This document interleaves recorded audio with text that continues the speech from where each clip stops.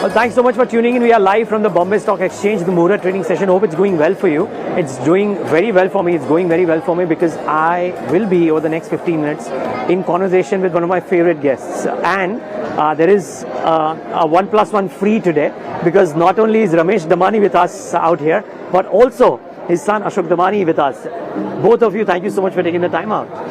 Thank you, Niraj. Happy Diwali to you and all your viewers. And as you said, the lights in the Damani house are shining brighter because the next generation is on TV for the first time with me. So it's a great kick for me to have my son being interviewed with me. Yeah, no, and I've heard volumes about him from participants in the market and the way you said that he analyzes companies. So I'm looking forward to this conversation as well. But with due credit to you, I'd like to start off with the big man first. So, Ramesh, this somewhat, everybody's talking about how markets have done really well, India has done well. What could happen over the next 12 months? What's your sense? You know, I think I was telling my son on my way out here that when I started, the index was 1,000, now it's 60,000. And everything known to mankind has happened in India, from Kargil wars to government change to global financial crisis to global warming. And yet the index finds its way higher. So it's very hard for me to say what the next 1,000 points are going to happen on the index. Maybe they go up, maybe they go down. I'm not an astrologer. But I'm pretty sure the next 20% is higher on the indexes. I think it's a great time to be in India, a great time to be investing in equities.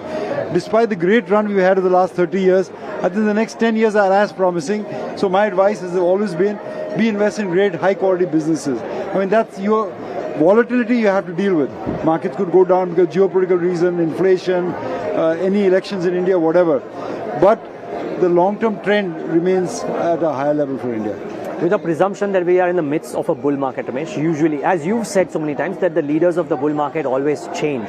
Now, we've had a bet that you've made very successfully is PSUs. They've done remarkably well.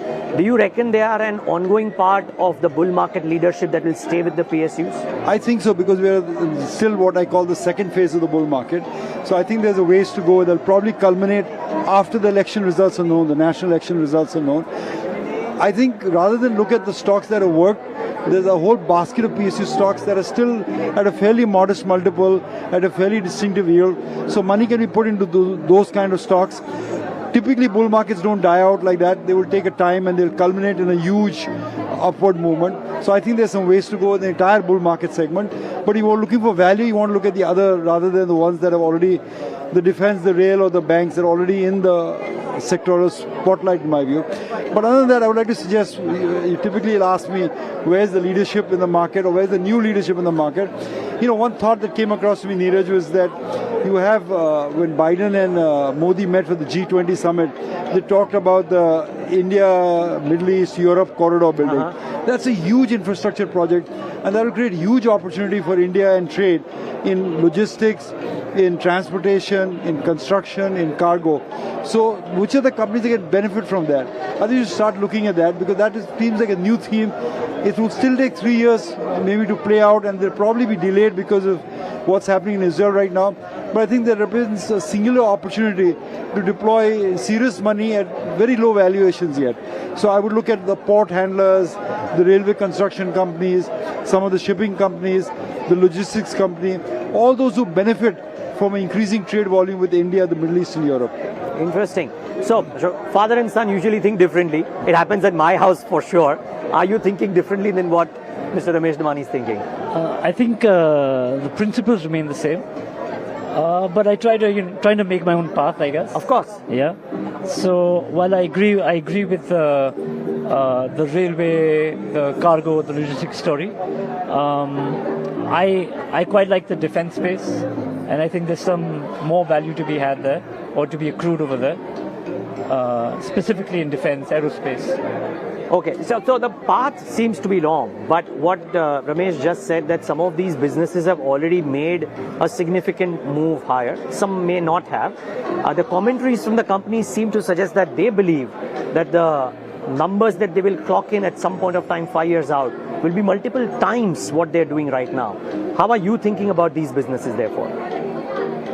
As my father and all of his illustrious friends have told me, believe in India, buy India and remain invested.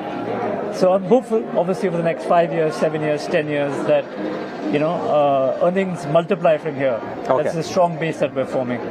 Okay. So that is one. The second point that Ramesh Damani mentioned was about how you look at newer pockets which might benefit. Now, he mentioned a very interesting thing. Do you like looking at a space which might potentially benefit from something that looks as large as the India-Middle East corridor, infrastructure, port handlers, cargo handlers? Are you liking these businesses as well? I'm liking a few of them. I think being part of the younger generation, have managed to study abroad. I like a lot of the sport franchises, which some are subsidiaries of other companies. I think that provides a very compelling opportunity over the next 10, 15 years for India. Okay. Ramesh, any thoughts that you have on why is it that some of the leaders from a sector haven't quite able to put up their hand? I mean, you look at banking, the HDFCs, SBIs, ICICI banks or Kotak haven't quite done, but the lower rung has, if you will, if I can call them a lower rung. IT, we haven't seen the Infis and the TCSs do well, but the Persistence, KPITs, etc. have done well. And we've seen that in multiple other sectors. What's the reason? Usually the leading stock does well. Why is this time different? I know, Niraj. It's a question that's perplexed everyone. I think the answer is very simple. Actually, they've over-owned and over-loved. Over-owned and over-loved. I think every mutual fund and the mother owned the private sector banks, so the public sector banks did well. Everyone was very bullish on the largest stock exchange in India, so the BSE went up 5x. A lot of time after time I've seen that over-ownership and over-love of stocks makes them almost the kiss of death. So I think a lot of the sectors that move, the defense, the rail, the public sector banks, were all under-owned and underappreciated despite having earnings. So, there's a theme in the market that really worried me a few years back when people said we'll buy quality at any price. You cannot pay any price for it because that ensures that returns are going to be poor. You could have bought Lever, you could have bought Infosys, and for 10 years you didn't get a return, though they were the best companies in India producing excellent results. So it always has to be in relationship to the price that you're paying for it. I think sometimes the fund managers forgot that. Yeah, I guess so. Ramesh, the other thing that you always told me is that in the past, maybe at times, while you backed up the truck and bought, but it was not as heavy as you would have liked it to be. Is this market mood, the momentum, the strength of the Indian economy and the favor that a lot of other economies are giving to India, give you the confidence to be able to do that? It's a two-edged sword, Niraj. It's very difficult to do. It's easy to say than to do it. And as I think I mentioned in the prior interview that I've done, what has helped me actually do better, not really backing up the truck, but doing better, is that I have now my son at my side. He's forcing me to examine the mistakes I made and try and correct them. And only a son can do that because only he can speak truth to power. Nobody else, I'm done well, nobody comes and criticizes what I say. So that's been the great thing about the partnership that my son and I enjoy now, that he's forcing me to relook at my career and rectify the mistakes I made. And the more important point I feel, Niraj, and you'll be around for that, is that hopefully the next generation will take the mistakes I made and not make them and go forward and really back up the truck. Because I've been inspiring them to do that. No, but it's a great day. So let's talk about good things. Hopefully all three of us are around and the fourth generation also comes and does an interview with me.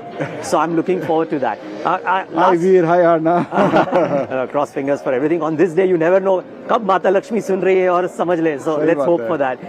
Last couple of questions to you first. A lot of times we tend to look at what great investors have done and try to follow that. Now, your dad is a great investor.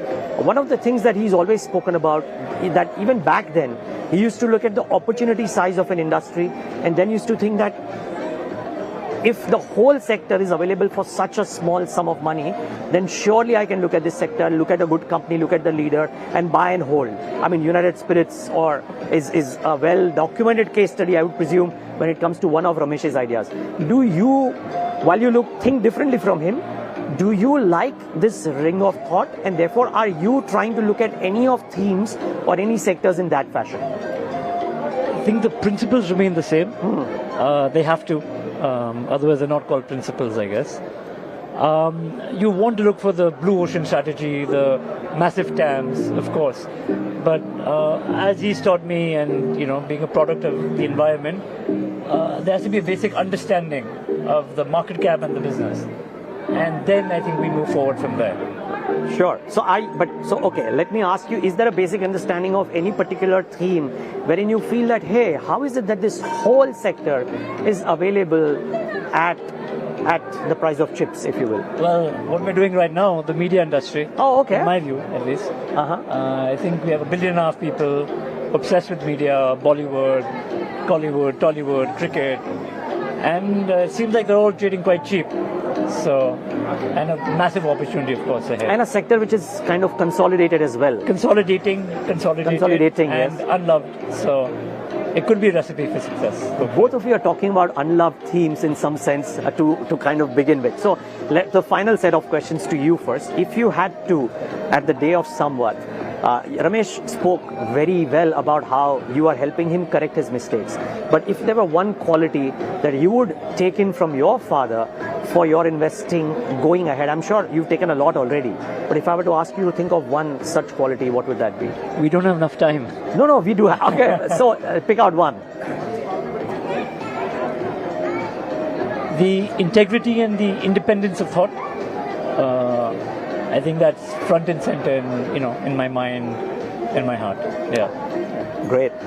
Well, Ramesh, I'll end the conversation with you. The child is the father of the man always. If you had to do the same, take up one quality from Ashok for your investing years ahead. I think he brings a level of conviction which I was plagued with self-doubt when I was young. Was I right? Is I going right? There's smarter people than that. But I think he's a product of his own thought process. So he brings a lot of conviction to the table, which he's passing on to me.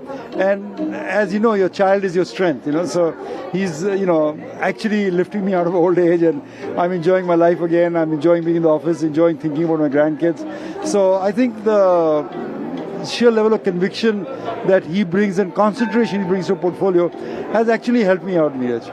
Not that I think you needed to be lifted, but so be it. I'll give credit to him there.